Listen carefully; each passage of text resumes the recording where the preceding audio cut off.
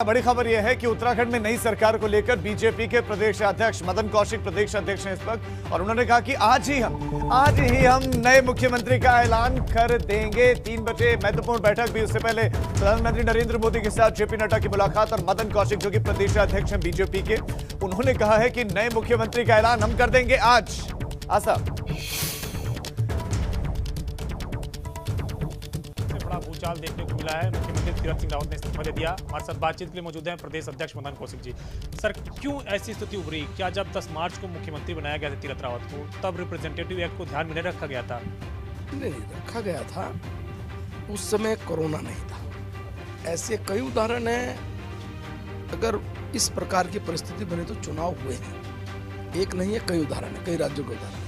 लेकिन कोरोना के कारण जो परिस्थिति बदली और चुनाव आयोग ने जो एक निर्णय लिया, उस निर्णय के आधार पर ये निश्चित रूप से हम लोगों का एक निर्णय हुआ कि हम संवैधानिक संस्था है हमारे, हम सम्मान पूरा करेंगे। और हम कोर्ट में जा सकते थे, हमारे पास विकल्प था कोर्ट में जाने का भी। हम चुनाव के लिए रिक्वेस्ट करने के लिए भी जा सकते थे, लेकिन हमने तय किया कि कोरोना एक प्राथमिकता है, जिसके संबंध में लगातार सुप्रीम कोर्ट और पिछले दिनों एक प्रकार की व्यवस्था और इस प्रकार की टिप्पणी आई, तब हम लोगों ने ये तय किया कि मुख्यमंत्री रिजाइन करेंगे।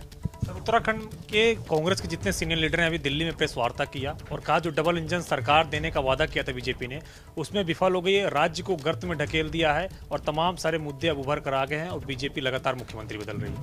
नहीं, देखिए, ऐसा नहीं है। हम लोगों ने विकास की दृष्टि से राज्य में बहुत महत्वपूर्ण काम किए हैं।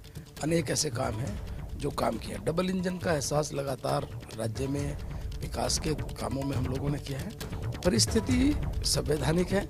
ये जरूर है कि वो लोग संविधान को पालन नहीं करते, संविधान के प्रति उनकी आस्था नहीं है। संविधान को लेकर कई बार उन्होंने लोकतांत्रिक व्यवस्था में अनेक ऐसे निर्णय लिए। आपने देखा उनके नेता ने किस प्रकार जो एक्ट बना था, उस एक्ट को जो लोकसभा ने पास किया, राज्यसभा ने पास किया, राष्ट्रपति ने साइन किया, उसको उन्होंने पाट कर गाँव में रद्दी की टोकरी में डालता हूँ।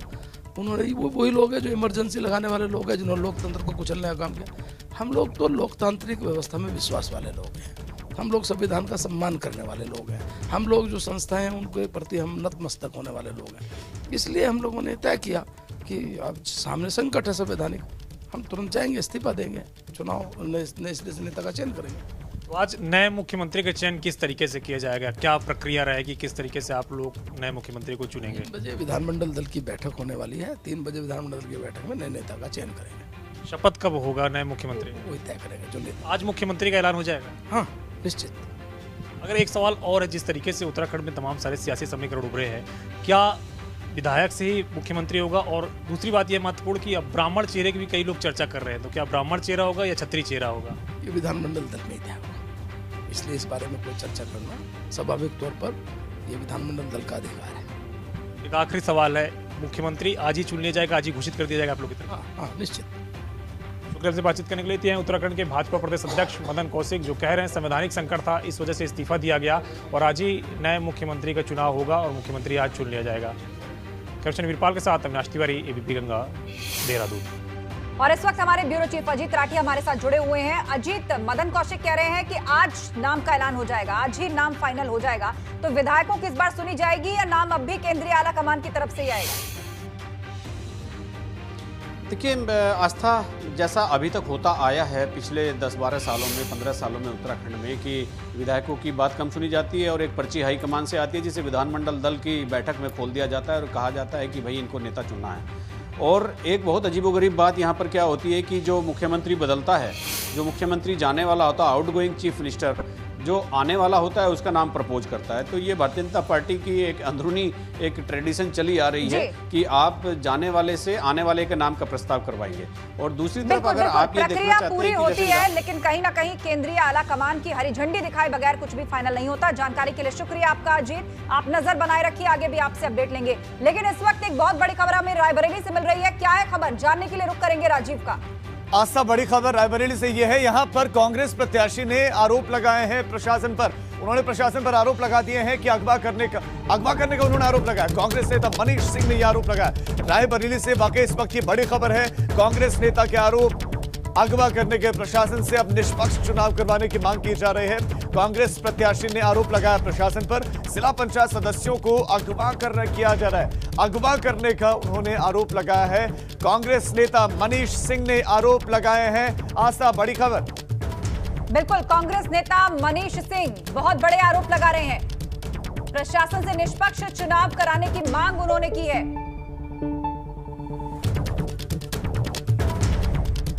और हमारे संवाददाता पंकज इस वक्त रायबरेली से फोन लाइन पर जुड़ रहे हैं। पंकज, बताइएगा क्या गंभीर आरोप और प्रशासन की तरफ से अभी तक कोई आश्वासन या कार्रवाई? आस्था, जो कांग्रेसी नेता मनीष सिंह हैं, उनकी पत्नी आरती सिंह यहाँ से जिला पंचायत अध्यक्ष के लिए चुनाव लड़ रही हैं। आज सुबह की बात है, भी कुछ समय पहले की बात है, कांग्रेसी नेता मनीष सिंह ने फोन पर बताया कि उनके 3 सदस्यों को पुलिस प्रशासन की मिलीभगत से सत्ताधारी नेताओं द्वारा किडनैप कर लिया गया है, उन्हें अगवा कर लिया गया है। जिनके नाम है गौरव सिंह मैसर जहां, वह जो एक गुरबख्श निवासी है अनीता, इन 3 लोगों को किडनैप करने का आरोप ये मनीष सिंह ने लगाया है। और साथ ही उन्होंने कहा है कि पुलिस प्रशासन से अपील भी की है कि जो जिला पंचायत अध्यक्ष का जो चुनाव है उसको निष्पक्ष तरीके से करवाएं। अगर जो जीत होती है, हार होती है, वो एक अलग बात है, लेकिन अगर निष्पक्षता के साथ चुनाव होता है तो निश्चित तौर पर इस बात का द्योतक होगा कि चुनाव निष्पक्ष हुआ, और जो जीतेगा वो हारेगा वो एक अलग बात है। लेकिन जो इस तरह का जो तांडव चल रहा है कि हाँ, जो सदस्य है उनको अगवा करना, उनको बिल्कुल, और इसी तरह के गंभीर आरोप कांग्रेस की तरफ से लगाए जा रहे हैं। जानकारी के लिए शुक्रिया आपका पंकज। रायबरेली से बड़ी खबर आपने बताया कि कांग्रेस प्रत्याशी ने प्रशासन पर यह आरोप लगाया है, लेकिन रायबरेली सीट पर किस तरीके से यहां चुनाव होगा, इससे जुड़ी हुई दिलचस्प बातें बता रहे हैं राजेंद्र देव। जी आस्था, बिल्कुल रायबरेली सीट एक ऐसी सीट है जो जहां पर कांग्रेस को पिछले लोकसभा चुनाव में एकमात्र सीट पर जीत मिली। सोनिया गांधी यहां से जीत कर गई और यहां से कांग्रेस का उम्मीदवार है जिला पंचायत अध्यक्ष पद के लिए, और समाजवादी पार्टी और कांग्रेस ने हाथ मिला लिया है। कुल सदस्य 52, भाजपा के 8, सपा के 15 और कांग्रेस के 12, निर्दलीय 17, 15 और 12 27 संख्या होती है। कुल सदस्य संख्या 52 है। तो यहां पर अगर इन दोनों दलों के सदस्यों को मिला दिया जाए, जितने के जीत कर आए हैं, तो समाजवादी पार्टी और कांग्रेस के जो ज्वाइंट कैंडिडेट हैं, कांग्रेस के मनीष सिंह, को चुनाव जीत जाएंगे। लेकिन अभी अभी आपने बड़ी खबर दी कि उन्होंने सदस्यों को अगवा करने का आरोप लगाया है। मतलब ये कि समीकरण बदल सकते हैं। अब आपको बता देते हैं कि कौन है यहां पर। देखिए, रंजना चौधरी भारतीय जनता पार्टी के उम्मीदवार हैं। पूर्व कांग्रेस सांसद अशोक सिंह की बहू हैं, वो भारतीय जनता पार्टी के लिए यहां पर कैंडिडेट है रायबरेली में। और उनके मुकाबले में मनीष सिंह हैं, कांग्रेस पार्टी से हैं, उनको समाजवादी पार्टी का समर्थन है। और ये दोनों दलों के आपसी समझ की कहानी भी कह रहा है। रायबरेली में जो हो रहा है, सपा और कांग्रेस साथ हैं। कांग्रेस के उम्मीदवार मनीष सिंह को समाजवादी पार्टी का समर्थन है। दोनों की सदस्य संख्या मिला दिया जाए तो वो बहुमत के आंकड़े को छू रही है, उसके पास पहुंच रही है, बल्कि वो है 27, क्योंकि कुल सदस्य संख्या है 52। हम बता रहे हैं कि रंजना चौधरी ऊंचाहार के रोहनिया से जिला पंचायत सदस्य चुनी गई हैं और भारतीय जनता पार्टी की ऑफिशियल कैंडिडेट हैं रायबरेली में। ये है समीकरण रायबरेली के अवध का क्षेत्र, रायबरेली जिला पंचायत की बात। बैक टू यू आस्था। जी हाँ, बिल्कुल, आपने विस्तार से यहाँ का समीकरण समझाया और प्रत्याशी के आरोप के बाद वो बदल भी सकता है, लेकिन रायबरेली सीट का गणित क्या है वो भी आपको बता देते हैं।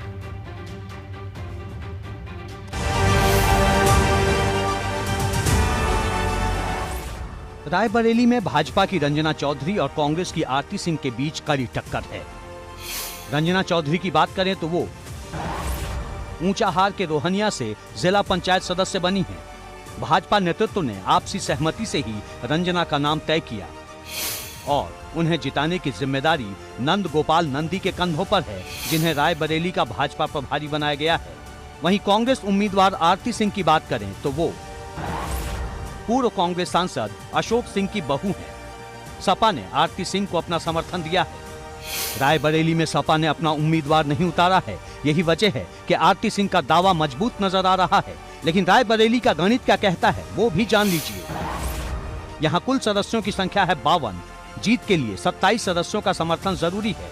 इनमें भाजपा के 8, सपा के 15, कांग्रेस के 12 और निर्दलीय 17 सदस्य हैं। रायबरेली में सपा और कांग्रेस के सदस्यों को मिलाकर बहुमत का आंकड़ा पूरा तो हो रहा है, लेकिन चुनाव के वक्त अगर 1-2 सदस्य भी इधर उधर हुए तो बाजी किसी भी तरफ झुक सकती है। एबीपी गंगा के लिए रायबरेली से पंकज सिंह की रिपोर्ट। तो एक बार फिर से उत्तराखंड की बात करते हैं। वहां का जो सियासी घटनाक्रम है उस पर पूर्व सीएम त्रिवेंद्र सिंह रावत इस वक्त कुछ कह रहे हैं। देखिए, नेता का चुनाव विधानमंडल दल की बैठक में तय होना है और शाम को 3 बजे विधायकों को बुलाया गया है। उसके पश्चात बैठक होगी और मुझे लगता है कि शाम तक ये निर्णय हो जाएगा कि कौन उत्तराखंड में भारतीय जनता पार्टी विधानमंडल दल का नेतृत्व करेगा, कौन सरकार का नेतृत्व करेगा। ये शाम विधायकों की बैठक में सब निर्णय हो जाएगा। हाईकमान अगर दोबारा से आपको जिम्मेदारी को तो क्या आप उसके लिए तैयार हैं? नहीं, अभी ये सवाल काल्पनिक है क्योंकि हाईकमांड को ये काम नहीं करना है। विधायकों को इस पर अपना मत करना है और विधायकों को इस पर निर्णय लेना है। विधायक जो भी निर्णय करेंगे उसको सब स्वीकार करेंगे।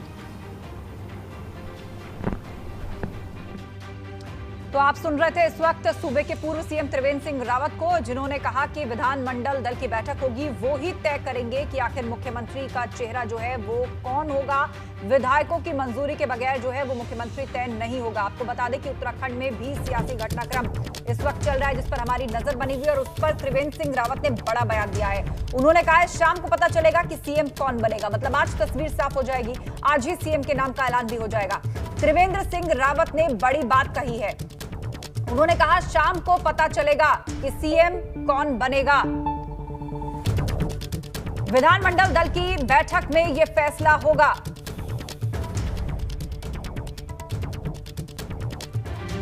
और एक बड़ी खबर राजीव के पास। जी राजीव। आशा, बड़ी खबर है 3 बजे विधानमंडल दल की बैठक होनी। उससे पहले आपको बता दें 10:30 बजे पर्यवेक्षक पहुंच जाएंगे उत्तराखंड। नरेंद्र तोमर और दी पुरंदेश्वरी को पर्यवेक्षक बनाया गया है। बीजेपी के प्रभारी दुष्यंत गौतम और सह प्रभारी रेखा वर्मा भी आ रहे हैं। बीजापुर गेस्ट हाउस में विधानमंडल दल की बैठक होगी। ये बहुत बड़ी खबर। थोड़ी ही देर बाद 10:30 बज गया है। अब से कुछ ही मिनटों के बाद नरेंद्र सिंह तोमर, केंद्रीय मंत्री दी पुरंदेश्वरी को पर्यवेक्षक बनाया गया है, वो पहुंचने वाले हैं और थोड़ी देर बाद तस्वीरें भी आ जाएंगी जो एबीपी गंगा आपको दिखाएगा। बीजेपी प्रभारी दुष्यंत गौतम, सह प्रभारी रेखा वर्मा भी देहरादून पहुंच रहे हैं। 3 बजे बैठक। उससे पहले बीजापुर गेस्ट हाउस में विधानमंडल दल की बैठक होगी और वो उत्तराखंड पहुंचने वाले हैं। कुछ ही मिनटों के बाद वो तस्वीरें पहुंच जाएंगी। 10:30 बजे का वक्त था जब फ्लाइट लैंड करनी थी।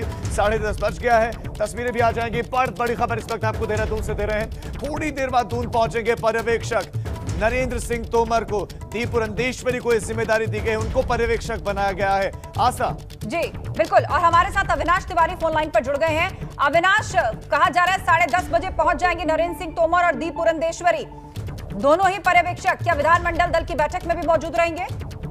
जी बिल्कुल आस्था, अगर बात करें तो दोनों ही पर्यवेक्षक और प्रभारी दुष्यंत गौतम देहरादून एयरपोर्ट पर लैंड हो चुके हैं। कुछ ही देर पर वो एयरपोर्ट से बाहर निकलेंगे और उसके बाद सीधा बीजापुर के पहुंच जाएंगे, जहां पर वो कुछ नेताओं से मुलाकात करेंगे। उसके बाद 3 बजे जो विधानमंडल दल की बैठक होनी है उसके लिए वो पार्टी कार्यालय पहुंचेंगे और वहां पर विधानमंडल दल की बैठक होगी जिसमें नए मुख्यमंत्री का नाम तय किया जाएगा। फिलहाल अगर बात करें तो पर्यवेक्षक दोनों और इसके साथ साथ प्रभारी तीनों लोग उत्तराखंड में पहुंच चुके हैं। देहरादून एयरपोर्ट पर लैंड कर चुके हैं। कुछ ही देर में वो बाहर निकलने वाले हैं और बाहर निकलकर सीधा पहले बीजापुर गेस्ट हाउस जाएंगे। उसके बाद 3 बजे पार्टी कार्यालय आएंगे जहां पर विधानमंडल दल की बैठक होगी और नए मुख्यमंत्री के नाम को लेकर मंथन होगा और नए मुख्यमंत्री का चुनाव होगा। जानकारी के लिए बहुत शुक्रिया। आप नजर बनाए रखिए अविनाश। तो आज दोपहर 3 बजे विधानमंडल दल की बैठक होने जा रही है और उसके लिए दून पहुंचने का सिलसिला शुरू हो गया है। दोनों ही पर्यवेक्षक पहुंचने वाले हैं सुबह 10:30 बजे दून।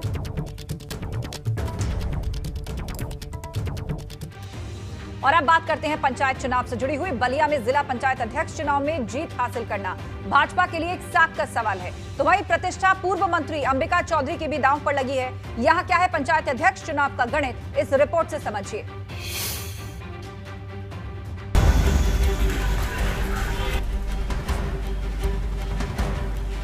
बलिया में भाजपा की सुप्रिया चौधरी और सपा के आनंद चौधरी के बीच सीधा मुकाबला है।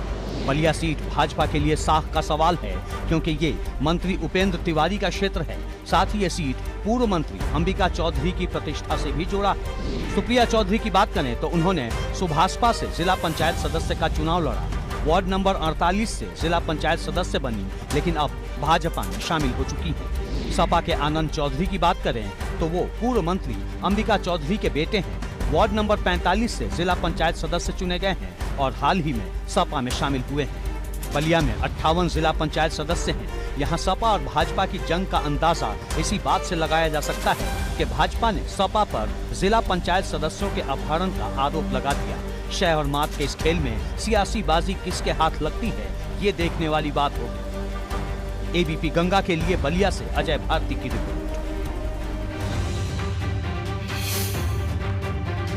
तो बलिया सीट की और विस्तार से जानकारी के लिए सीधे आपको लिए चलते हैं। हमारे सहयोगी राजेंद्र देव इस वक्त हमारे साथ जुड़े हुए हैं, जो बताएंगे क्या खास है बलिया सीट। बलिया में लगातार चीजें खासी हो रही हैं। आस्था लगातार बलिया सुर्खियां बटोर रहा है, क्योंकि बलिया एकमात्र ऐसी जगह है पूर्वांचल की जहां पर समाजवादी पार्टी के खिलाफ शिकायत की है सत्ता पक्ष ने। उपेंद्र तिवारी ने जो कि मंत्री हैं प्रदेश सरकार में, 5 तहरीर उन्होंने दी और कहा कि 23 पंचायत सदस्यों का अपहरण हो गया है समाजवादी पार्टी के द्वारा, और यह अपहरण करवाया है अंबिका चौधरी ने और नारद राय ने।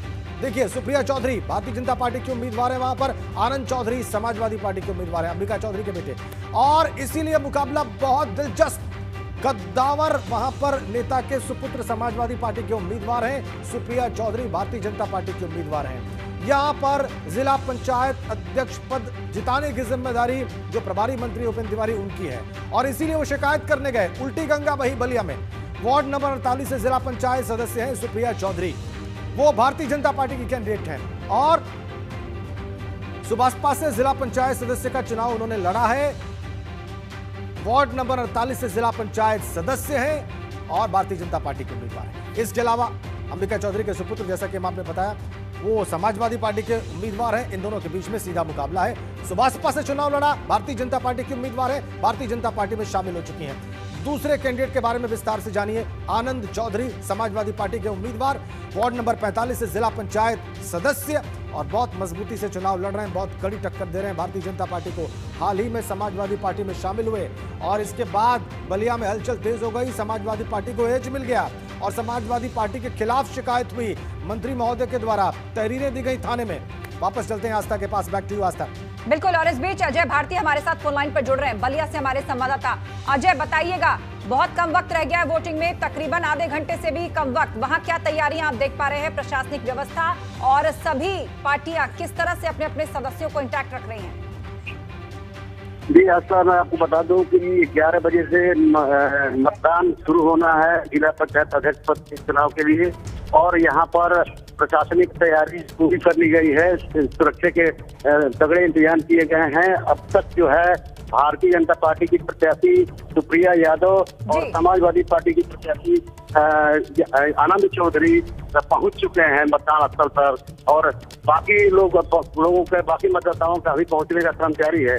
और मैं आपको बता दूं कि ये लड़ाई इसलिए दिलचस्प मानी जा रही है कि समाजवादी पार्टी के उम्मीदवार आनंद चौधरी जो हैं पूर्व मंत्री अंबिका चौधरी के पुत्र हैं, और भारतीय जनता पार्टी से सुप्रिया यादव भाजपा की कैंडिडेट बनाई गई हैं। तो किसी का सियासी बैकग्राउंड है तो कहीं अपनी जीत के लिए सभी दांवपेच पार्टियां खेलती हुई दिख रही हैं। राजीव के पास इस वक्त एक बड़ी खबर है चंदौली से। राजीव, आस्था, बड़ी खबर है। समाजवादी पार्टी के पूर्व सांसद रामकिशन यादव का एक वीडियो वायरल हुआ है, और वीडियो में अनोखे अंदाज में वोट मांग रहे हैं रामकिशन यादव। चंदौली से समाजवादी पार्टी के पूर्व सांसद पैरों में गिरते हुए दिख रहे हैं, पैरों में गिर गिर के वोट मांगते हुए दिखाई दे रहे हैं। बड़ी खबर चंदौली से, और अब वो वीडियो भी हम आपके सामने रखने जा रहे हैं जहां पर रामकिशन यादव पैरों में गिर रहे हैं, वोट मांग रहे हैं। ये वो वीडियो है।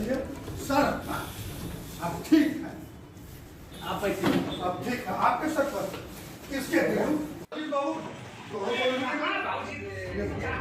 देखिए, पूर्व सांसद को आपने ऐसे कभी नहीं देखा होगा। चंदौली में जिला पंचायत अध्यक्ष के चुनावों में बीजेपी समाजवादी पार्टी आमने सामने है, और इस बीच में वोट मांगने के लिए क्या क्या हो रहा है। ये समाजवादी पार्टी के पूर्व सांसद हैं, पैरों में गिर रहे हैं, और पैरों में गिर गिर के वोट मांग रहे हैं कि आप हमारे साथ आ जाइए, आप हमारे साथ आ जाइए, आप हमसे दूर ना जाइए, आप हमारे साथ बने रहिए, हम तो चरणों में पड़ जाएंगे।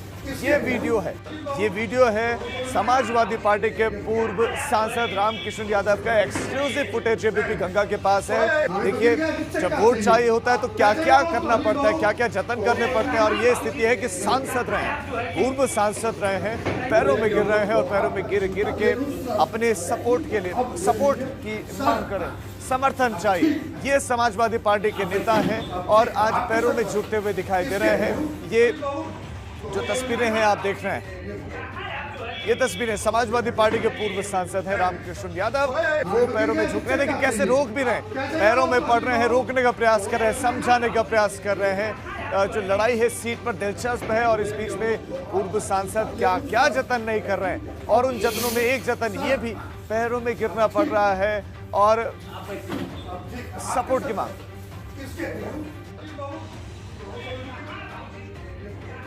जी, और इस बीच शशांक हमारे साथ फोन लाइन पर जुड़ गए हैं चंदौली से, हमारे रिपोर्टर। चंदौली से बड़ी दिलचस्प तस्वीर शशांक हमने दिखाई, पूर्व सांसद लोगों के पैर पड़ रहे हैं, वोट मांग रहे हैं पैरों में गिर के, क्या परिस्थिति, क्या गणित है वहां का? जी बिल्कुल, जो हमारे दर्शक हैं वो देख रहे हैं। दरअसल समाजवादी पार्टी को समझना चाहिए, उत्तर प्रदेश में जब दर्जनों जिलों में भारतीय जनता पार्टी के उम्मीदवार निर्विरोध निर्वाचित हुए तो उन्होंने आरोप लगा दिया कि भाजपा और जिला प्रशासन मिलकर धांधली कर रही है, बेईमानी कर रही है चुनाव में। जबकि बीती रात जो तांडव हाई वोल्टेज ड्रामा चंदौली के समाजवादी पार्टी कार्यालय में देखने को मिला, पूर्व सांसद जो अपने बेटे की उम्र के लोग जिला पंचायत के सदस्य हैं, उनके पैरों पे गिर रहे हैं कि आप हमारी पार्टी के हैं, आप हमको वोट दीजिए।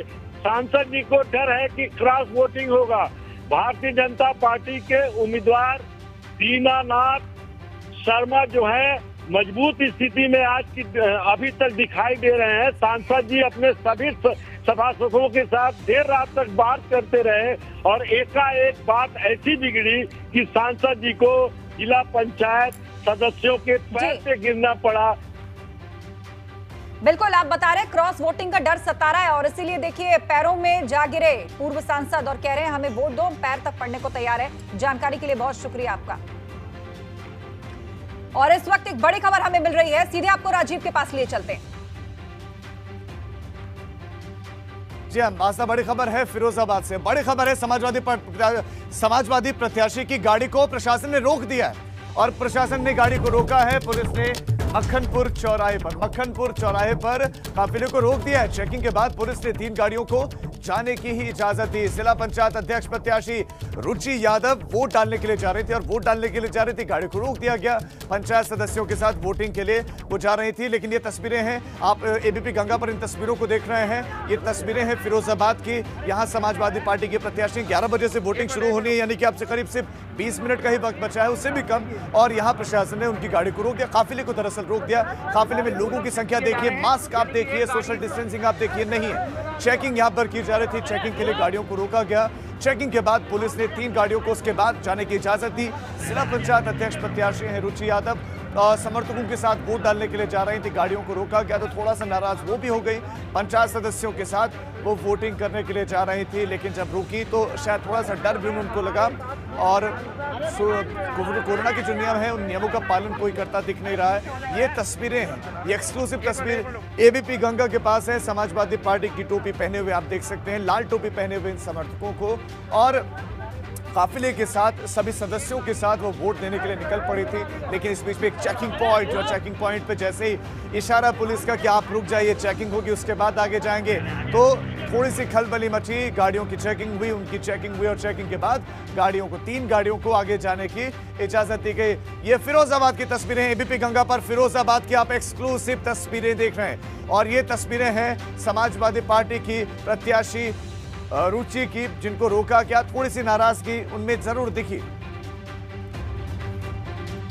जी हाँ, बिल्कुल, तो आपने दिखाया किस तरह नाराजगी दिखी जब प्रत्याशी की गाड़ी रोकी गई। दिलचस्प मोड़ पर पहुंच गया है बलिया का जिला पंचायत अध्यक्ष का चुनाव। सपा के नेताओं की शिकायत लेकर एसपी के पास पहुंचे भाजपा सांसद, भाजपा राज्यसभा सांसद नीरज शेखर ने एसपी से शिकायत की है। बैरिया से विधायक सुरेंद्र सिंह और भाजपा के अन्य विधायकों से एसपी ने मिलने से इनकार कर दिया है। अजय भारती हमारे साथ फोन लाइन पर जुड़ गए हैं। अजय, बताइएगा पूरा मामला। हालांकि एसपी ने मिलने से इनकार कर दिया है। जी, मैं आपको बता दूं कि अभी ताजा मामला ये है कि शिव कुमार यादव नाम का एक व्यक्ति जिला पंचायत सदस्य का फर्जी आईडी लेके प्रवेश कर रहा था, मतदान के लिए जा रहा था। उसको पुलिस ने इस आधार पर रोका है कि उसका जो कार्य संदिग्ध है और पुलिस ने उसको हिरासत में ले रखा है शिव कुमार यादव को। ये अभी का मामला है, अभी की घटना है। और बाकी जिला पंचायत अध्यक्ष पद के चुनाव के लिए यहाँ मतदान अब कुछ देर में शुरू होने वाला है। और मैं आपको बता दूं कि भारतीय जनता पार्टी की तरफ सुप्रिया यादव को प्रत्याशी बनाया गया है, वहीं अमृता चौधरी के पुत्र आनंद चौधरी समाजवादी पार्टी के उम्मीदवार हैं और इन दोनों लोगों में कांटे की लड़ाई है और यहाँ मतदान अब कुछ थोड़ी देर में शुरू होने वाला है। बिल्कुल, और आप बता रहे हैं कि पुलिस ने उन्हें अपनी हिरासत में ले लिया है। बलिया जिला पंचायत अध्यक्ष चुनाव से जुड़ी हुई बड़ी खबर। शुक्रिया अजय, आप नजर बनाए रखिए।